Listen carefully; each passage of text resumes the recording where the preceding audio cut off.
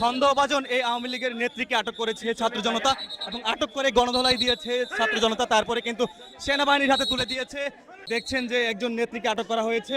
সে কিন্তু আওয়ামী লীগের যে আজকে সমাবেত এটি প্রোগ্রাম ছিল, সেখানে কিন্তু বেলা ৩টার দিকে সেখানে যাওয়ার চেষ্টা করছিল। সেই সময় কিন্তু তাকে সন্দেহভাজন মনে করে আটক করা হয় এবং আটক করে কিন্তু গণধোলাই দেয় শিক্ষার্থীরা।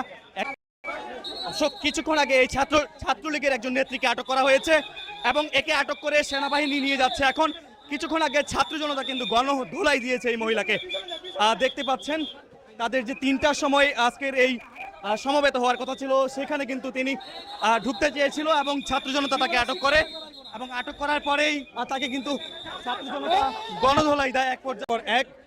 তার মধ্যে একজন নারীকে আটক করা হয়েছে এরই মধ্যে এবং তাকে শিক্ষার্থীরা ছাত্র জনতা কিন্তু গণধোলাই দিয়ে সেনাবাহিনীর হাতে তুলে দিয়েছে। এমনটি বলে কিন্তু তাকে আটক করা হয়েছে এবং গণধোলাই দিয়েছে।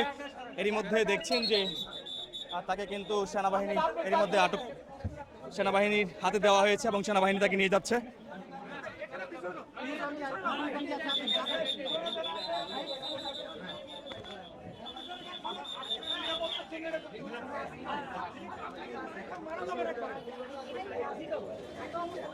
দর্শক দেখছেন সরাসরি তাকে কিন্তু কিছুক্ষণ আগে আটক করা হয়েছে এবং শিক্ষার্থীরা গণধোলাই দিয়েছে তাকে এবং এরই মধ্যে সেনাবাহিনীর হাতে তুলে দিয়েছে শিক্ষার্থীরা।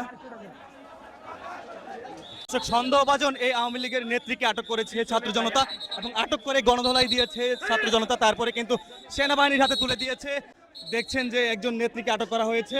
সে কিন্তু আওয়ামী লীগের যে আজকে সমাবেত এটি প্রোগ্রাম ছিল, সেখানে কিন্তু বেলা ৩টার দিকে সেখানে যাওয়ার চেষ্টা করছিল। সেই সময় কিন্তু তাকে সন্দেহভাজন মনে করে আটক করা হয় এবং আটক করে কিন্তু গণধোলাই দেয় শিক্ষার্থীরা।